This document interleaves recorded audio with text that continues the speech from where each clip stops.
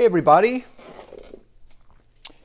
Happy #Thrive Thursday. So I'm going to wait for my incredible friend Lisa Lieberman-Wang to jump on, and we're going to do a quick interview. And here she is. I'm going to bring her onto camera. All right, here we go. Her in. And the amazing thing about how things work. I can hear you. No, but I think there's going to be feedback. Oh, okay. Do something about that too. Well, all right, is that I think. better? Oh, that's amazing. Amazing. Okay. Yes, for some with Facebook Live, if one person is wearing headphones and the other one is not, then it echoes on your side. But that's not an issue anymore. So why I'm so excited about all of this. Oh, and on a side note, back to the private conversation you and I had last week, I took a test drive this morning.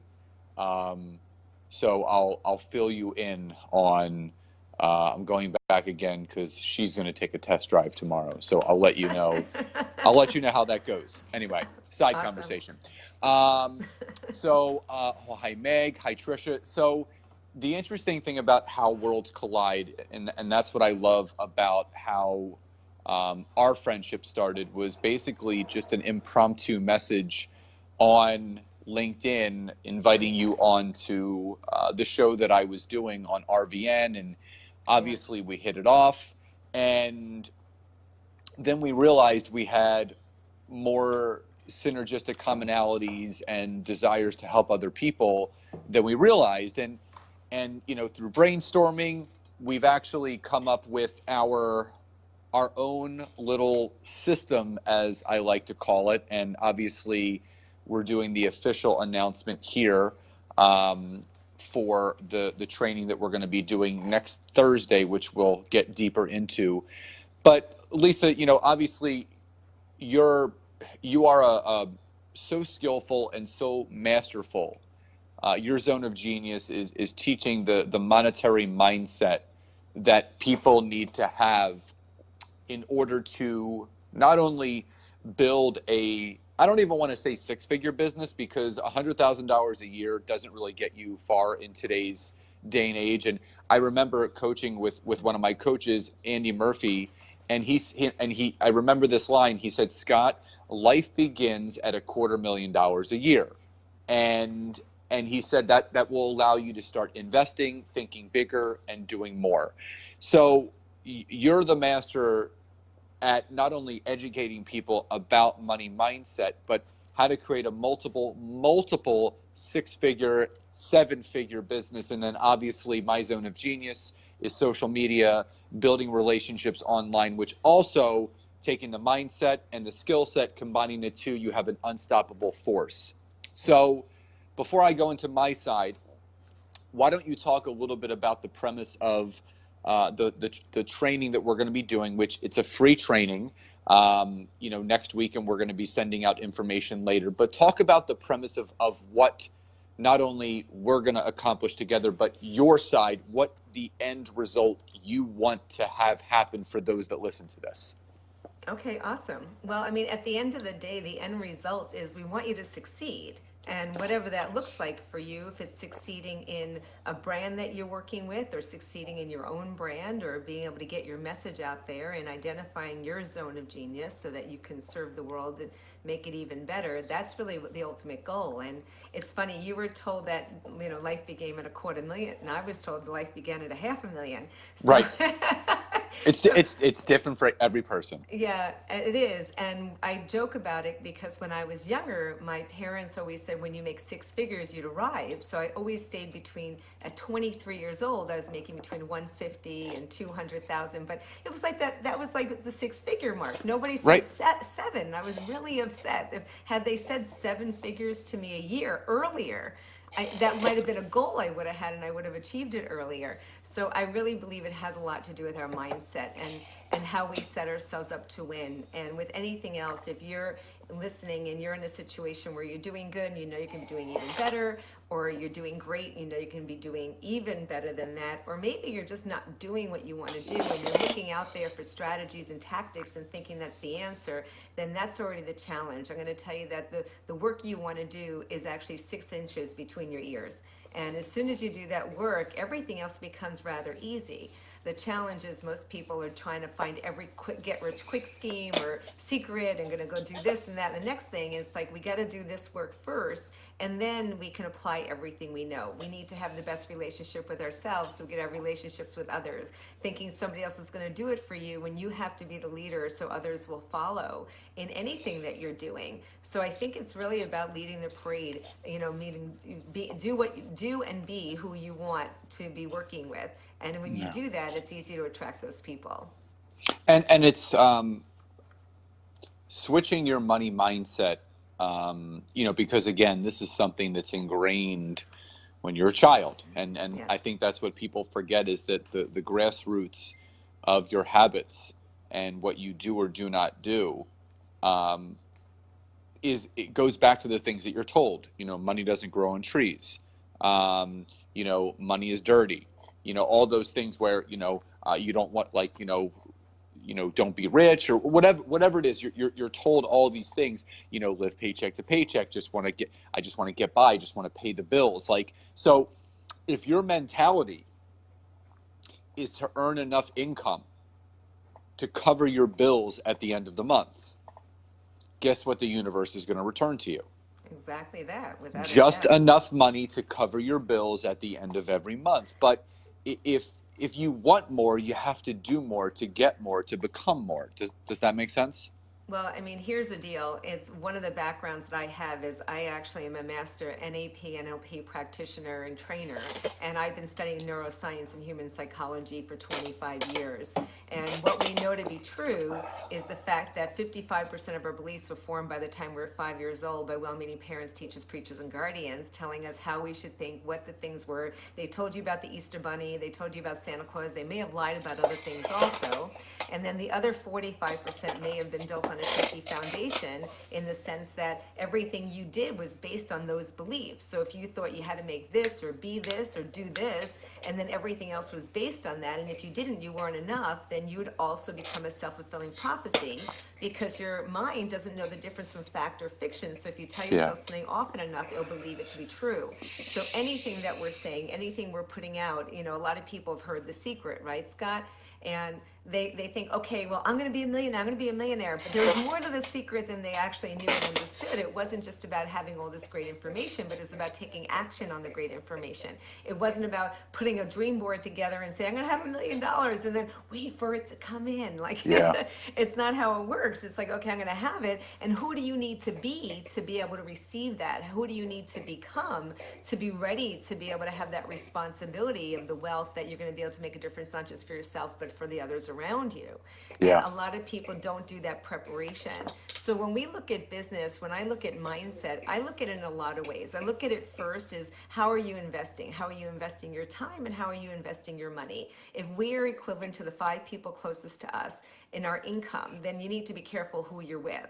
I also have a belief, if I'm the smartest person in the room, then I'm already in trouble, because I need Yep. someone smarter than me. Otherwise, I'm not going to grow, right? So that's one of the things I found very early on. Invest with people that actually know more than you and are going somewhere. If you're the smartest or the brightest bulb, then you need to find brighter ones, right? The other thing is the fact that when we're looking to build one of the things you do masterfully is leveraging online and LinkedIn and other types of things to build Thank you. relationships.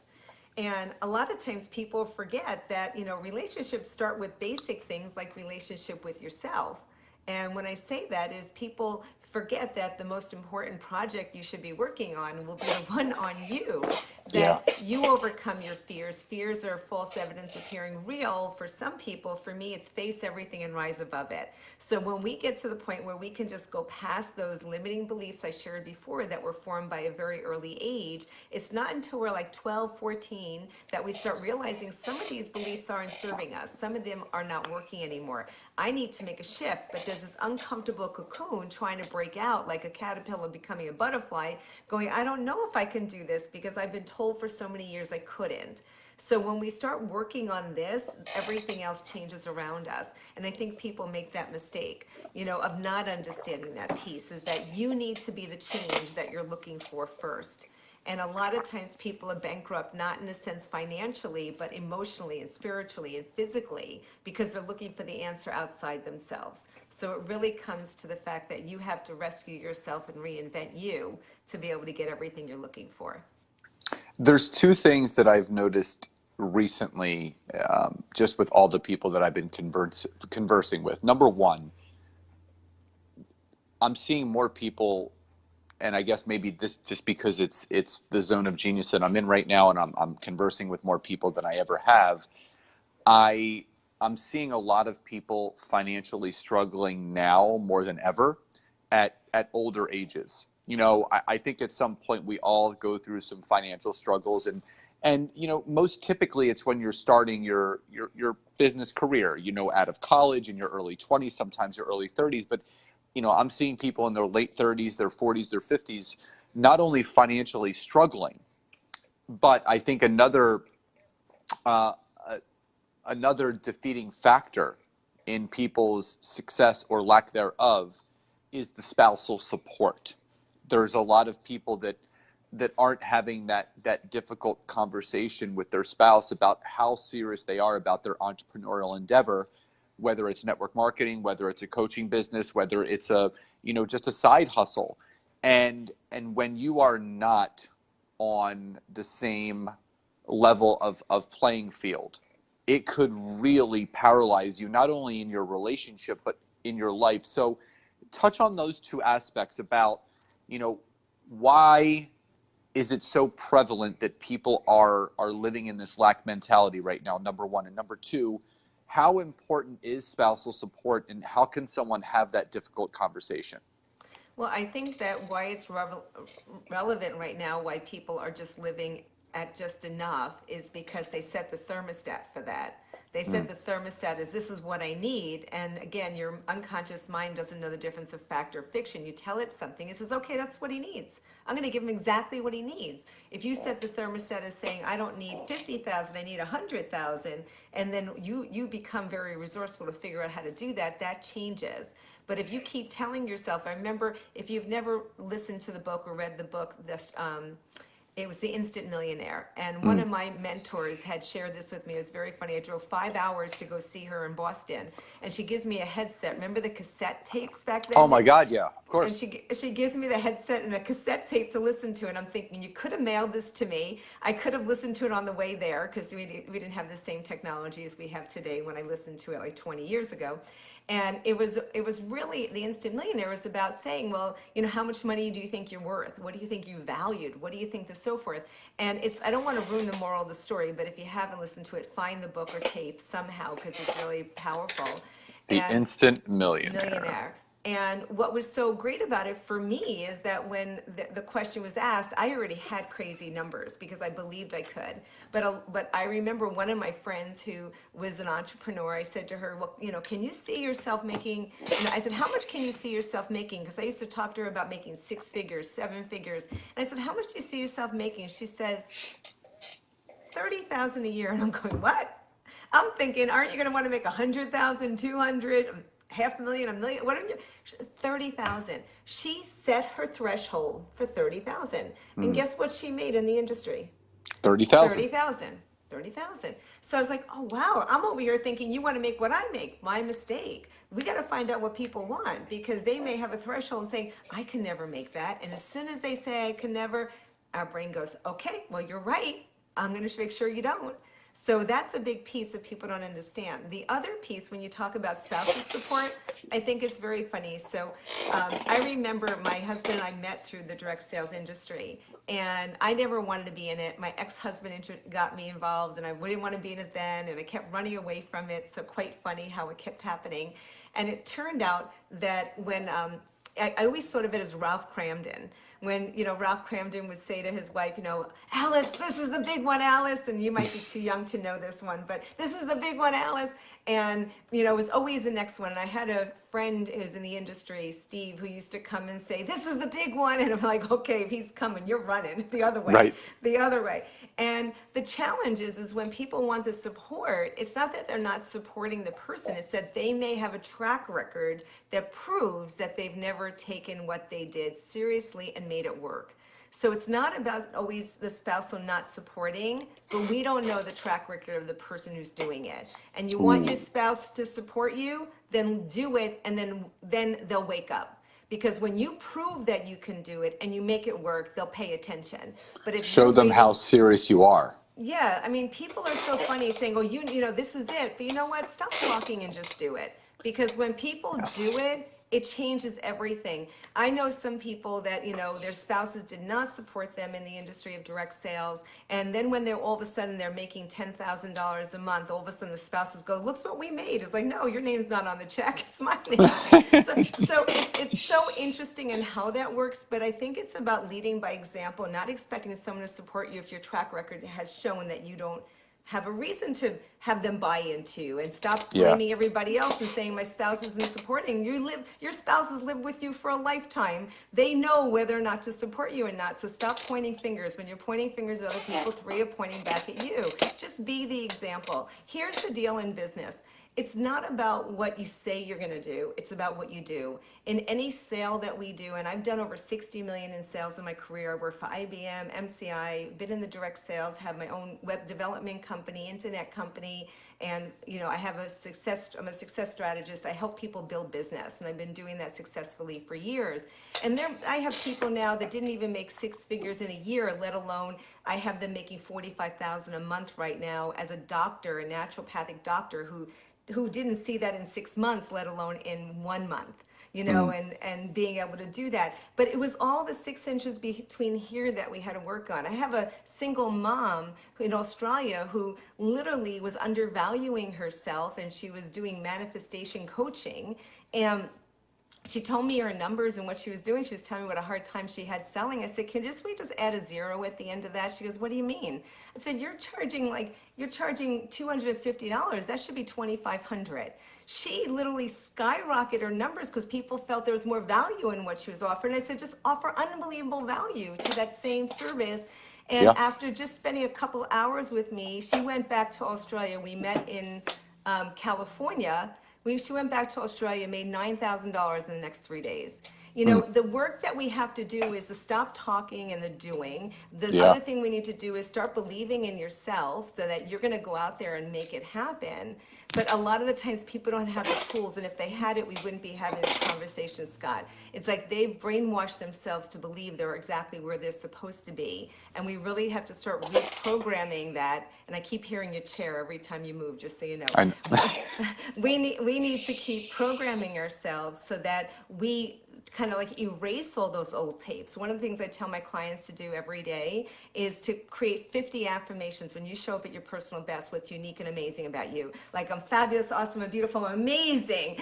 I'm a nurturer, I'm a loving person, I'm caring, all these different things. So I say to myself, because what happens is for every one thing we say negative, we need 20 positive. So if we're programming ourselves to be failures, then we're going to be exactly what we think we'll be. We'll be a self-fulfilling prophecy. If you start changing the dialogue, the internal dialogue, the external dialogue, the how you show up, how you dress, what you do, not just saying, 7% of what we do is what we say. 7%, 58% is physiology, what you're doing. Start changing what you're doing, and you'll find the results will actually be compounded to be in a more positive way as well.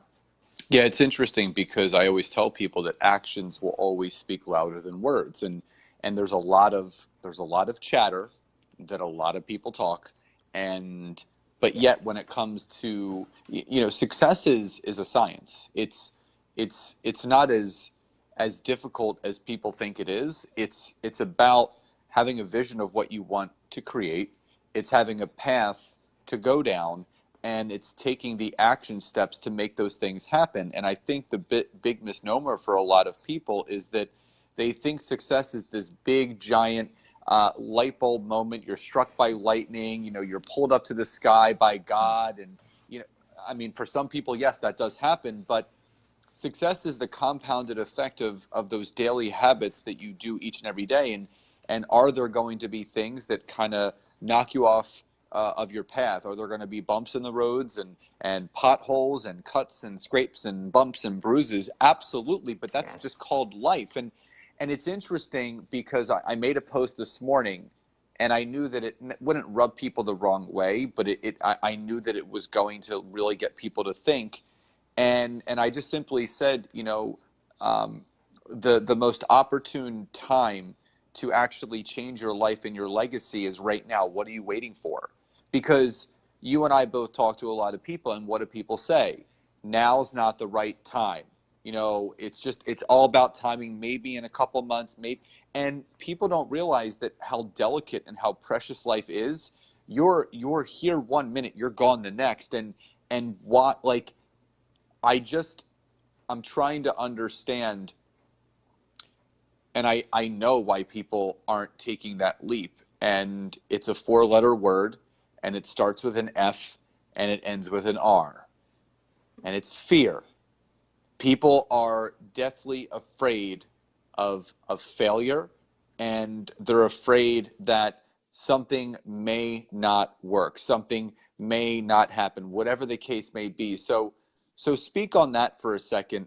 You know, how paralyzing can fear be? And when you can get over that fear, how quickly can you rise to the top of what you're looking to achieve? Well, first, like I said, fear is false evidence appearing real, and I think it should be face everything and rise above it.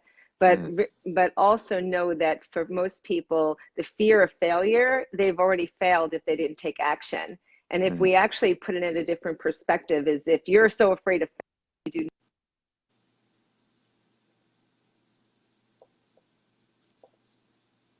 It looks like we lost Lisa for a second. Let's see if we get her back.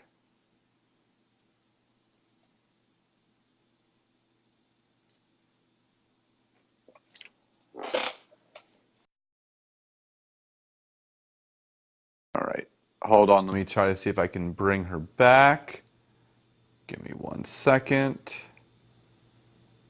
All right, there she is. I'm going to bring her back on. Let's see if this works. So, you know, these are the technical challenges that sometimes we have, you know, with social media. What up, Joel?